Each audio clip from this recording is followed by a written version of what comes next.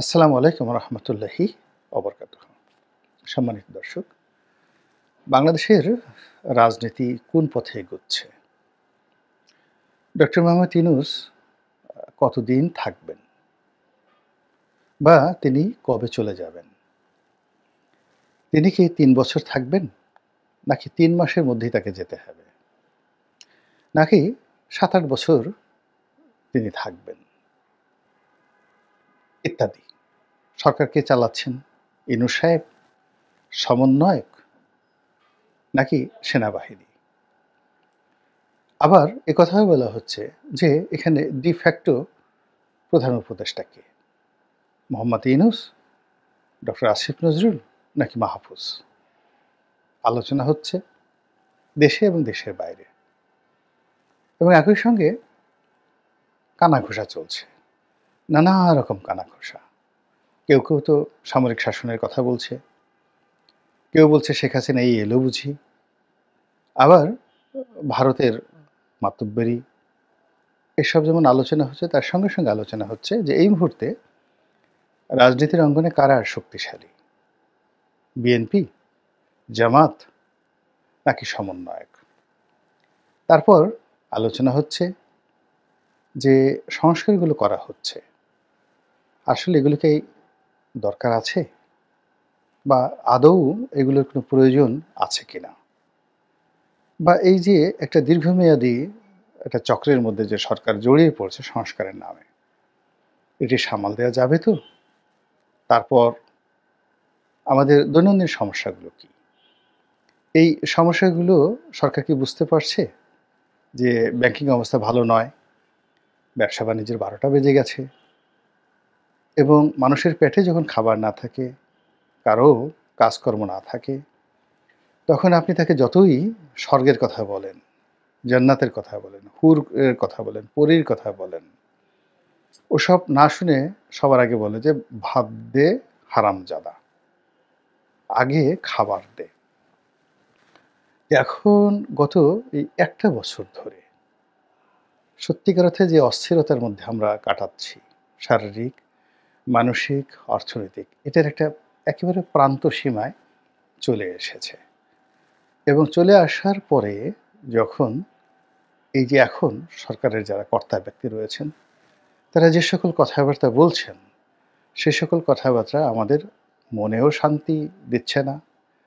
তাদের আচার-আচরণ, চাল-চলন, কথাবার্তা, অঙ্গভঙ্গি থেকে শুরু করে যা কিছুই করছেন, আমাদের চোখে এগুলো তৃপ্তি দিচ্ছে না। বরং তারা অনেকে আমাদের ইতিমধ্যে চক্ষুশূল হয়ে পড়েছেন।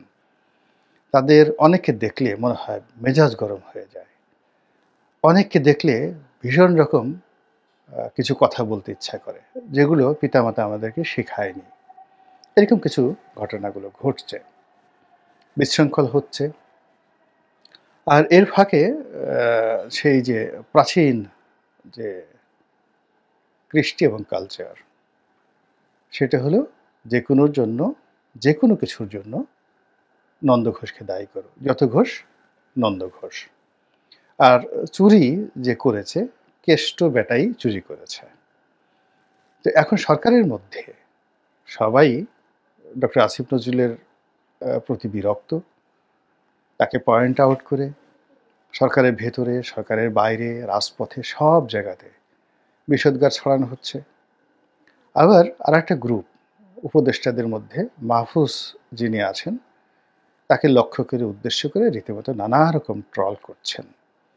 কেউ বলার চেষ্টা করছেন যে তিনিই নাটের গুরু, তিনিই মাস্টার মাইন্ড, তিনিই ডক্টর মোহাম্মদ ইউনূসকে চালাচ্ছেন এবং তার কারণেই এত সব হচ্ছে। আবার বাইরে যারা আছেন, রাজপথে যারা আছেন, তাদের মিশ্র প্রতিক্রিয়া। বলছে যে শেখ হাসিনা এখনো কলকাঠি নাড়ছেন। আওয়ামী লীগের যারা লোকজন পালিয়ে আছেন, রাজা, মন্ত্রী, এমপি, রায় বাহাদুর, খান বাহাদুর যারা ছিলেন, তারা কলকাতাতে বসে, দিল্লিতে বসে, তারপরে আরবে বসে, আমেরিকাতে বসে তারা কলকাঠি নাড়ছেন। আর তাদের যারা দোসর রয়েছেন প্রশাসনে, প্রশাসনের বাইরে, ব্যবসা বাণিজ্যে, সব জায়গাতেই এগুলো সব একসঙ্গে কাক্কা হাওয়া করে উঠছে, আর ইউনূস সরকারকে বিপদে ফেলছে। আবার এক পক্ষ বলার এই কথা যারা বলছেন তাদের আবার প্রতিপক্ষ বলছে যে তাহলে বিএনপি কি করছে, জামাত কি করছে, দেখো দেখো দেখো 15 বছর আওয়ামী লীগ তো চালালো, এখন 100 দিনও হয়ে সারতে পারলো না। বিএনপির যারা লোকজন আছে চাঁদাবাজি, দখলবাজি, জুলুম, অত্যাচার, তারপর সে বাহাদুরি, দাপট দেখানো, কি না হচ্ছে বাংলাদেশে, কারা করছে? বিএনপি করছে। এখন কোনো কিছু হওয়ার আগেই যদি এরকম হয়, মানে ক্ষমতা পেল না, এখনই তারা এত কিছু দেখাচ্ছে, যদি ক্ষমতা তারা পেয়ে যায় তাহলে না জানি আমাদের কি করবে, আমাদের টুটি চেপে ধরবে, হলকুম চেপে ধরবে এবং বলবে আগামী 20 বছর প্রথমত তোরা কথা বলতে পারবি না, ফার্স্ট থিং। তো এখন এই জিনিসগুলো নিয়ে আলোচনা হচ্ছে, ভীষণ রকম আলোচনা হচ্ছে।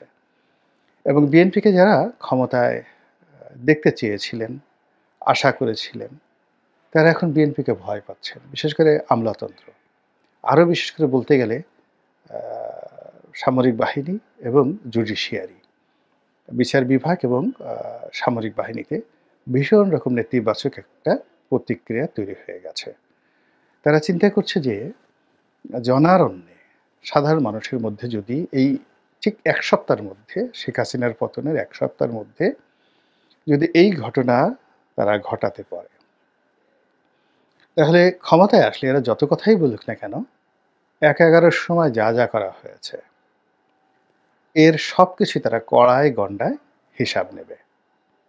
এবং ইতিমধ্যে পুলিশে তারা দেখেছে যে যারা বিএনপি পন্থী ছিলেন তারা হঠাৎ করে কিভাবে ফিরে এলেন ম্যাটিকুলাসলি, এবং কাউকে চোখ বোঝার কোনো সুযোগ না দিয়ে। 2 নম্বর হলো কারা ফিরে এসেছেন, যাদের বিরুদ্ধে বিস্তর অভিযোগ ছিল এবং কোনো অবস্থাতেই রেপুটেশন ছিল না, এই লোকগুলো একেবারে রাজার বেশে ফিরে এসে তারা একেবারে যত কাঙ্ক্ষিত পদ পদবিগুলো আছে সেগুলো তারা দখল করে বসেছে। সিভিল সার্ভিসেও তদ্রুপ। এখানে সিভিল সার্ভিসে তুলনামূলকভাবে ঠিক অনেক খারাপ মানুষ, পুলিশের যে সকল খারাপ মানুষ, ধরুন হারুনের মতো ডুপ্লিকেট কপি যারা বিএনপিতে ছিল, বিপ্লব এর মতো কার্বন কপি পুলিশে বিএনপি পন্থী যারা ছিলেন, তারপরে বেনজিরের মতো দুর্বৃত্ত যেভাবে বিএনপির মধ্যে ছিল, এখন সেই লোকগুলো, সেই বেনজিরের পর্যায়ে সেই যারা লোকগুলো আছে তারা পুলিশ বাহিনী কিভাবে নিয়ন্ত্রণ করছে এটা জনগণ কিন্তু কানাঘুষা করছে। এবং এখান থেকে যদি টাকা লেনদেন হয়ে থাকে বা নাও হয়ে থাকে, ডাজ নট ম্যাটার, কিন্তু আগে যেটা হতো বদনাম এভাবে ছড়ায়। গুলিস্তানে যখন বিএনপির শেষ জমানা 2001 থেকে 2006, তো গুলিস্তানে যারা সিগারেট বিক্রি করতো, পান বিড়ি বিক্রি করতো, সেখানেও বদনাম রটে গিয়েছিল যে এর একটা অংশ হাওয়া ভবনে চলে যায়। এখন ওই বিষয়গুলো কিন্তু মানুষের মনে রয়ে গেছে, মানুষ কুৎসা শুনতে পছন্দ করে, সত্যের ধারা কাছে যায় না, মিথ্যা কথা তাদের কাছে খুব ভালো লাগে। এটা হলো আমাদের চরিত্র। তো সেই দিক থেকে এখন পুলিশ বাহিনী, সিভিল সার্ভিসে যে সকল প্রাইস পোস্টিং হয়েছে দলীয় ভিত্তিতে এবং খুব দ্রুততার সঙ্গে, তো সবাই বলার চেষ্টা করছে এটাতে এমনি এমনি হয়নি বাপু, আমরা ডাল ভাত খাই, ডাল ভাতের সঙ্গে আবার আমরা একটু কাঁচামরিচ খাই, পেঁয়াজ খাই, আচার খাই। তো কাজেই আমাদের এই দেশে বিনা পয়সায় বিনা কিছুতে কোনো ঘটনা ঘটে না। এখানে ধর্মপুত্র যুধিষ্ঠিরের আবির্ভাব এই বঙ্গে হয়নি। এখানে সব কিছুর মধ্যেই আদা লাগে, রসুন লাগে, পেঁয়াজ লাগে, কলা লাগে, কচু লাগে। তো কাজেই এই জিনিসের মধ্যে কলা কচু আছে। তো এই কলা কচুগুলো কোথায় গেল? আগে তো শেখ রেহানার নাম আসতো, আগে ববির নাম আসতো, পুতুলের নাম আসতো, জয়ের নাম আসতো, সালমান এফ রহমানের নাম আসতো, হাসিনার নাম আসতো, শেখ হেলালের নাম আসতো, কত শেখ। তো এখন এই নতুন শেখ কারা, নতুন পুতুল কারা, পুতুলের ডুপ্লিকেট কারা, এই নতুন পুতুলের জামাই মাসরুরকে, নতুন বিআই মোশাররফকে, এই জিনিসগুলো মানুষ খোঁজার চেষ্টা করছে। আর এখানে সত্য থাকুক, মিথ্যা থাকুক, হাসা হোক, মিশা হোক, আমাদের আঞ্চলিক ভাষায় যা বলি, তারা বিরাট এক আরব্য রজনীর কাহিনী রচনা করে নিজেরা নিজেরা ফুসফাস করছে। আর যত বেশি ফুসফাস হচ্ছে বিএনপির জন্য তত বেশি সর্বনাশ হচ্ছে। এই গেল বিএনপির কথা। আর বিএনপির যারা সেন্ট্রাল নেতৃবৃন্দ রয়েছেন তারা এই দৃশ্যগুলো বুঝতে পেরেছেন, তারা তো অভিজ্ঞতা সম্পন্ন। এখন তারা গালে হাত দিয়ে ভাবছে হায় আল্লাহ এখন কি হবে, এভাবে যদি ডক্টর ইউনূস একটু চালাকি করেন, বছর ২ টেনে নেন, তাহলে তো আমাদের ইজ্জত বলতে আর কিছু থাকবে না। আর এই আমরা যাদেরকে নিয়োগ দিয়েছি এরা ২ বছরের জন্য ৩ বছর পরে তো অটোমেটিক রিটায়ার্ড করবে, বা আল্টিমেটলি যদি আনস্টেবল একটা গভর্নমেন্ট আসে আর কোনো মাসে যদি ফুস করে টুস করে যদি কেউ ঢুকে পড়ে যায়, তাহলে তো সর্বনাশ, অনেকের ঘুম হারাম হয়ে গেছে। গেল বিএনপির কথা, জামাতের একই অবস্থা। জামাত সেনাবাহিনী, আমলাতন্ত্রের একটা বিরাট সহযোগিতা পেয়েছে, ডক্টর ইউনূসেরও সহযোগিতা পেয়েছে, এখনও পাচ্ছে। কিন্তু কোনো অবস্থাতেই তারা একটা সুবিধা করে উঠতে পারছে না। এর কারণ হলো জামাত তো সবসময়ই একটা বৃহৎ শক্তির সঙ্গে সংযোগ রেখেছে, পলিটিক্যাল পাওয়ার। জিয়াউর রহমান সাহেব বলেন, এরশাদ সাহেব বলেন, আওয়ামী লীগ বলেন, বিএনপি বলেন, সবার সঙ্গে তাদের একটা দহরম মহরম সম্পর্ক ছিল। এবং এই যে প্রাইম ফ্যাক্টর, মানে বড় বড় যে রাজনৈতিক দলগুলো, সেই রাজনৈতিক দলগুলোর কে তারা প্রাইম ফ্যাক্টর মনে করে তারা অক্সিলারি ফোর্স হিসাবে সবসময়টি নিজেদেরকে গুছিয়ে নেওয়ার চেষ্টা করেছে। কিন্তু কখনোই প্রাইম হিসাবে, অ্যাজ এ লিডার হিসেবে, অ্যাজ এ প্রধান রাজনৈতিক দল হিসেবে তারা কখনোই ওভাবে নিজেকে ভাবেনি। কিন্তু এখন এরকম একটা সুযোগ এসে গেছে যে প্রথম ৩০ দিন, মানে আগস্ট মাসের ৫ তারিখ থেকে সেপ্টেম্বর মাসের ৫ তারিখে সবাই তো ধরেই নিয়েছে জামাতি দেশ চালাবে। আমিরুল মোমিনিন হবেন, মানে জামাতের আমির মিস্টার শফিক, তিনি আমিরুল মোমিনিন, বাংলাদেশের আমিরদের মানে যাকে বলে মুসলমানদের আমির হবেন, খলিফাতুল মুসলিমিন হবেন। এবং তিনি খোলাফায়ে রাশিদিন যেভাবে চালিয়েছেন সেভাবে দেশ চালাবেন। ওভাবেই তার হাঁটা চলা কথাবার্তা সব কিছুর মধ্যেই ওইরকম একটা খলিফা খলিফা ভাব চলে এলো। এবং অন্যান্য ইসলামিক যে দলগুলো আছে তারা ওইভাবেই তাকে সম্মান করলো, মর্যাদা দিল, ব্যবসায়ীরা তাকে ওইভাবে হেলিকপ্টার দিল। তারপরে যারা সুবিধাবাদী লোকজন আছে তারা সেভাবে তাকে তোয়াজ করলো, তসবির করলো।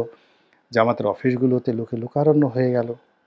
এবং শিবির করা, জামাত করা, এটা যে শতজন্মের একটা ভাগ্য, এই ভাগ্য বেশি দিন ১ মাস পরে আর রইল না। এখন নানা রকম ট্রল হচ্ছে, জামাত নিজেও বুঝছে যে শিক্ষা প্রতিষ্ঠানগুলোতে তারা যেভাবে প্রথমে ১ মাস আধিপত্য বজায় রেখেছিল, এখন ছাত্র দলের সঙ্গে তারা ১ মিনিট ফাইট করার মতো অবস্থা তাদের নেই। অথচ প্রথম দিকে তারা বলেছিল যে এটা কোনো ব্যাপারই নয়। ঢাকা বিশ্ববিদ্যালয়, অন্যান্য জায়গা থেকে তারা ছাত্রদল, ছাত্রলীগ সবাইকে সম্মিলিতভাবে তাড়িয়ে দিতে পারে যদি প্রশাসন নিউট্রাল থাকে। তো এখন প্রশাসন সবকিছু নিউট্রাল, তাদের পক্ষে আছে, জনমতের একটা ভাব আছে, কিন্তু তারা এই ছাত্রদলকে সরাসরি চ্যালেঞ্জ জানানোর মতো অবস্থা এখন নেই। এখানে শিবির অনেক ক্ষেত্রে মাহরুম হয়ে গেছে এবং কোনো কোনো জায়গাতে কিন্তু মারামারি হয়েছে। মারামারির ফলাফল যে সব শিবিরের পক্ষে গেছে তা কিন্তু নয়। গেল এদের অবস্থা। জাতীয় পার্টি অন্যান্যবারের মতো যেভাবে সুযোগ নেয়ার চেষ্টা করেছিল, এভাবেও তারা সুযোগ নেয়ার চেষ্টা করেছে। এবং এটা আমি মনে করি বাংলাদেশের মাটিতে সবচেয়ে সাস্টেনেবল যে দল, সবচেয়ে যাদের বিরূপ পরিস্থিতিতে টিকে থাকার অভিজ্ঞতা রয়েছে, সেটা হলো জাতীয় পার্টি। তো সেই জাতীয় পার্টি প্রথমে তারা অতীতের মতো নেগোসিয়েশন করেছিল। মধ্যে মাসখানেক খুবই বিপদে ছিল, তাদের অফিস আক্রমণ হয়েছে, জিএম কাদের সাহেবকে টার্গেট করে বিভিন্ন কথাবার্তা বলা হয়েছে, তাদেরকে বিভিন্ন জায়গায় অ্যাবান্ডন করা হয়েছে, যাইতে দেওয়া হয় না। কিন্তু গত এই ১৫ দিন হলো তারা আবার স্বরূপে ফিরে এসেছে, খুবই গুরুত্বপূর্ণ হয়ে পড়েছে। তারা সংস্কার কমিটির নেতাদের সঙ্গে দেখা করেছেন, এখন ঘন ঘন সংবাদ সম্মেলন করছেন। জিএম কাদের সাহেব আবার এসে তিনি রাজনৈতিক সবক দিচ্ছেন এবং তিনি আশ্চর্যের ব্যাপার আওয়ামী লীগের পক্ষে কথা বলছেন এই সময়টিতে, এবং বীরের মতো।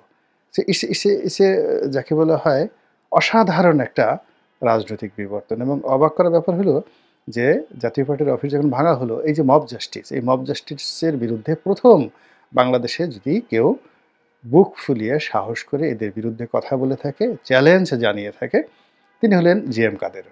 এখানে কোনো সেক্রেটারি, কোনো আইজি, কোনো বিচারক যে কাজটি সাহস পাননি, সুপ্রিম কোর্টের বিচারপতিরা ভয়ে, মব জাস্টিসের ভয়ে তারা সে পদত্যাগ করে সেই যে পালিয়ে গেছেন, এখন আর কাউকে খুঁজে পাওয়া যাচ্ছে না। তো সেই একটা ভয়াবহ অবস্থা, যেখানে অফিসটা পুরো জ্বালিয়ে ছারখার করে দেওয়া হলো। তো তিনি সেখানে আবার ঘোষণা দিলেন যে আমরা কালকে অনুষ্ঠান করব, আমরা দাঁড়িয়ে থাকবো, তোমরা আমাদের মারতে আসো, দেখি আমাদের কত মারতে পারে। এবং তিনি টিকে গেলেন। আর একটা বিষয় হলো সুপ্পু সাহেব। আমি প্রথম থেকে বলছিলাম যে ইনি সাধারণ মানুষ নন, তিনি খুবই অসাধারণ মানুষ। তার অনেক যোগ্যতা আছে। তাকে আমরা যারা না বুঝে তাচ্ছিল্য করছি, আমরা সবাই বিপদে পড়ব এবং এই বিবর্তনের মধ্যে সুপ্পু সাহেবও কিন্তু শুধু টিকেননি। এখন তিনি তার যে বঙ্গভবন, এটিকে ক্ষমতার মূল চাবিকাঠি এখন বঙ্গভবনে। এবং এটা অনেক কিছু অটোমেটিক্যালি স্বয়ংক্রিয়ভাবে তার কৌশলে হোক, তার ভাগ্যের কারণে হোক কিংবা রাজনৈতিক পরিস্থিতির কারণে হোক, এটা এখন চলে গেছে চুপ্পু সাহেবের হাতে। তো এরই মধ্যে সবাই আ অজানা আশঙ্কা। কি হবে? কি ঘটে যাচ্ছে? আবার কি নতুন কিছু একটা হবে? আশ্চর্যজনক কিছু একটা হবে? এরকম কানাঘুষা হচ্ছে এবং রাতে ঘুমাতে যায়, সকালবেলা উঠে সে ১ম Facebook দেখে, YouTube দেখে, পত্র-পত্রিকাতে ধরনের খবরাখবর আসে না? এবং যারা বিভিন্ন গুজব ছড়ায় বা যারা বিভিন্ন রাজনৈতিক বিশ্লেষণ করে, YouTube এ বিভিন্ন কথা বলে, সেখানে দেখে ভারত কি করলো? ভারতের কোনো কথা আছে কিনা? নরেন্দ্র মোদির কোনো কথা আছে কিনা? শেখ হাসিনার কোনো কল রেকর্ড ফাঁস হলো কিনা? তারপর এমনকি আওয়ামী লীগের যারা লোকজন বিদেশ থেকে কোনো বিবৃতি দিল কিনা? ডক্টর ইউনূসের অবস্থা কি? চেহারা কেমন? তার মুখে হাসি আছে কিনা? আসিফ নজরুল কি বলল? এই বিষয়গুলো নিয়ে না প্রত্যেকটা মানুষ ভীষণ রকম একটা ব্যস্ত সময় পার করছে। আর মনে, মনে আশা করছে। মানে আমরা ওই আছে না যে লালনের সেই বিখ্যাত গান, "আমি অপার হয়ে বসে আছি তীরে লয়ে যাও আমায়। আমি পার হতে পারছি না।" তো তদ্রূপ এটাকে যদি আপনি একটু স্যাটায়ার করেন যে আমি অপার হয়ে বসে আছি সর্বনাশের আশায়। এখন বেশিরভাগ মানুষ মূলত আরেকটা সর্বনাশের আশায় তারা দিন যাপন করছে। এর কারণ হলো সর্বনাশের বিপরীতে যে শুভ ফল, শুভ কর্ম, শুভ দিন এর কোনো লক্ষণ আকাশে নেই, বাতাসে নেই, সমাজে নেই, সংসারে নেই। এবং আমরা কাউকে বিশ্বাস করতে পারছি না, কারো প্রতি আশ্বস্ত হতে পারছি না। এবং আমাদের যার, যার জীবনের যে সমস্যাগুলো ছিল প্রান্তিক পর্যায়ে যে যেখানে, এই সমস্যাগুলো যার, যার পর্যায় থেকে আমরা কোনো অবস্থাতেই সমাধান তো করতে পারছি না। উল্টো গতকাল যে সমস্যা ছিল আজকে তার চেয়ে বেশি হয়েছে। সেটা দ্রব্যমূল্য বলেন, সেটা অর্থের অবমূল্যায়ন বলেন, সেটা কর্মসংস্থান বলেন, মিল কারখানা ফ্যাক্টরির কথা বলেন, শ্রমিক অসন্তোষের কথা বলেন, ছাত্র অসন্তোষের কথা বলেন, শিক্ষাক্ষেত্রে যা কিছু আছে সব মিলিয়ে নাথিং গুড নিউজ। আর যখনই এরকম একটা পরিস্থিতি হয় তখন মানুষ অলীক কল্পনা করে এবং আমরা সেই অলীক কল্পনায় এখন ভাসছি। আল্লাহ আমাদের সবাইকে হেদায়েত দান করুন এবং হেফাজত করুন। আসসালামু আলাইকুম ওয়া রাহমাতুল্লাহি ওয়া বারাকাতুহু।